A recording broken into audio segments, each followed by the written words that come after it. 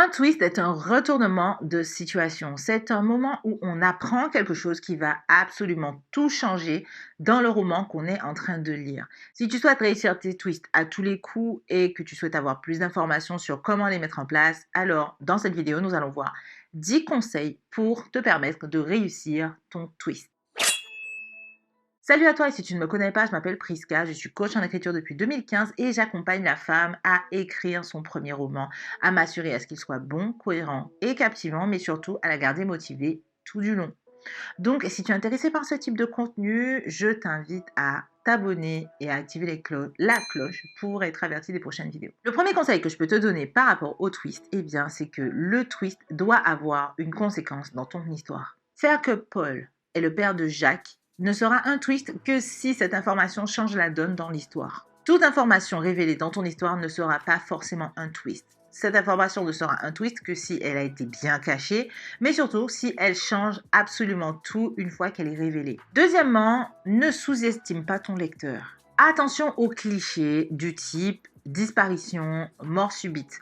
Le lecteur est très habitué à ça. Si le personnage a disparu sans qu'on ne sache comment il est mort, ou encore on a une idée de comment il est mort, mais on ne l'a pas vu mort, on n'a pas enterré son corps, il va s'attendre à un moment ou un autre à ce que ce corps réapparaisse, ou en tout cas plutôt que la mort n'en soit pas vraiment une. Si tu souhaites en faire un twist, ça ne sera pas très spectaculaire. Troisièmement, distraction. Dirige l'attention du personnage sur autre chose. Comme dans Harry Potter par exemple, on sait que Voldemort a un allié. Toute l'attention d'Harry Potter est concentrée sur Rogue parce qu'il a la gueule du coupable, sombre, cheveux noirs, secret, mystérieux, alors qu'en fait, la véritable méchante se trouvait sous leur nez. Mais comme on était concentré sur comment arrêter Rogue, comment faire pour le démasquer, comment faire pour que les autres se rendent compte que c'est lui le méchant, on était tellement centré là-dessus qu'on ne s'est pas rendu compte qu'en fait, la méchante était autre. J'ai encore oublié de mettre mon rouge à lèvres. Quatrième conseil, planifie. Alors, il ne s'agit pas de faire une planification précise de chaque scène, mais de savoir où tu vas. En gros, planifier, avoir une allure générale de ton histoire va te permettre de savoir exactement à quel moment cette information sera révélée pour maximiser l'impact sur ton lecteur. Cinquièmement, utilise tes bêtas. Les bêta-lecteurs sont les meilleurs pour te dire si ton twist est trop évident ou tu verras bien qu'ils se posent quand même des questions vis-à-vis de ce que tu leur présentes. Donc peut-être qu'ils vont ressentir le twist un petit peu trop rapidement, ça dépend de toi, de ce que tu veux faire. Il y a des twists qu'on voit venir, par exemple l'intrigue de Jon Snow, c'est carrément un twist, ça nous pendait au nez, puisqu'on n'avait jamais vu sa mère, donc à la limite sa mère est une prostituée et il se la tape, ou il se tape sa petite sœur, ou alors sa mère n'est pas une prostituée et il est sang royal, comme généralement tous les bâtards qui se trouvent... En bref, en tout cas, tout ça pour dire que l'intrigue de Jon Snow, on la voit venir, mais ça reste quand même suffisamment intriguant. Numéro 6, sache qu'on a deux types de twists. Dans le premier cas, le twist va tout remettre en question, va remettre absolument en question tout ce qu'on a vu depuis le début. On va le regarder sous un nouvel angle et on va se dire « Ah ouais, quand même ». Par exemple, dans Sixième Sens, on apprend à la toute fin, attention spoil, on apprend à la toute fin qu'en fait, le psychanalyste qui le suit depuis le début est en fait un fantôme et que ce petit garçon, malheureusement, voit des personnes mortes. Ce premier type de twist arrive souvent vers la fin de l'histoire, à un moment donné où justement on revoit absolument toute l'histoire sous un nouvel angle. Le deuxième type de twist arrive plutôt au milieu. C'est un twist qui va redistribuer les cartes. C'est un twist où justement on va avoir un tout nouvel objectif où ça va réviser les objectifs du personnage.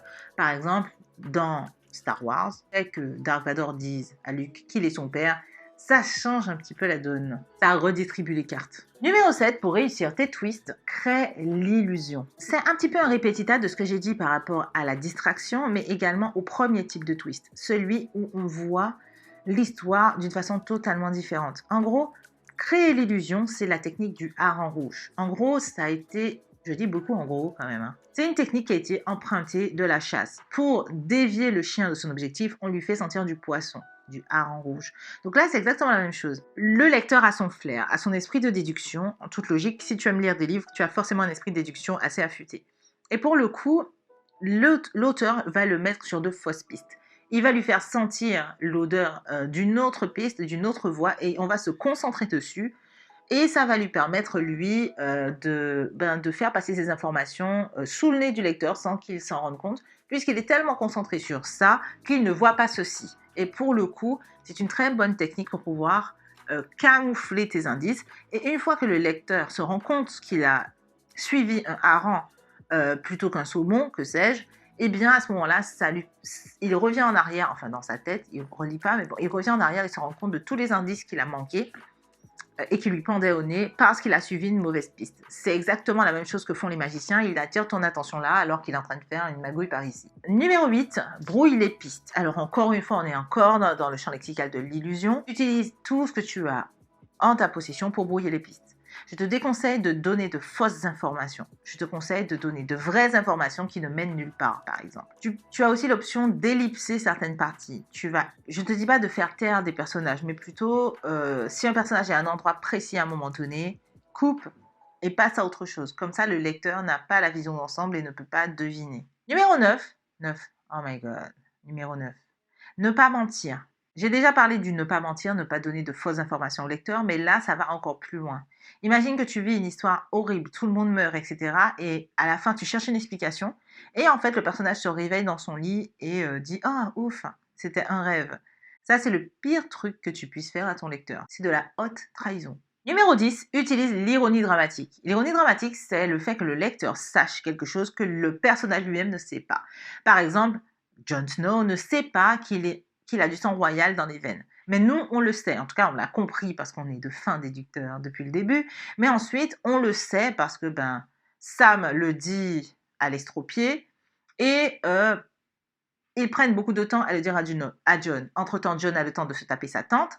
Mais nous, on le sait. Donc, on est là. Oh, c'est chaud quand même. Il s'est tapé sa tante et il n'est pas au courant. Ça, c'est intéressant parce que pour le coup, il y a des conséquences au fait qu'il sache qu'il est le fils, plutôt le neveu de Daenerys. Et là, pour le coup, c'est très, très, très intéressant parce qu'on se dit que quand il le saura, ça va faire toller. Bon, alors ça n'a pas fait toller du tout. J'aurais préféré beaucoup plus de conséquences qu'elle tombe enceinte de son neveu en même temps. Chez les Targaryens, c'est normal. Qu'importe en fait. J'aurais aimé plus de conséquences. En tout cas, on se met à appréhender ce twist et ça, c'est intéressant. C'est comme la technique de dire au lecteur qu'il y a une bombe dans la pièce et qu'en même temps, on met des personnages qui discutent et qui déjeunent tranquillement et à chaque bruit, à chaque digne, à chaque quelque chose, on s'attend à ce que ça explose. Et du coup, ça tient le personnage, le lecteur du moins, en haleine, sans que le personnage ne soit au courant. En gros, c'est ce qu'on appelle l'ironie dramatique. Tu peux l'utiliser, par exemple, quand un twist est beaucoup trop évident et que le lecteur va s'en douter. Du coup, rajouter des conséquences au fait que le personnage s'en rende compte, ça va donner une toute nouvelle dimension à ton twist, puisque le moment de la révélation, on va attendre avec impatience le moment de la révélation. C'est ce que j'essaie de dire. So, voilà pour les tweets. J'espère que ces 10 conseils t'auront aidé. Si c'est le cas, n'hésite pas à lâcher un pouce bleu, à partager, à t'abonner si ce n'est pas encore fait. Et moi, je te dis à très bientôt pour d'autres vidéos. Ciao!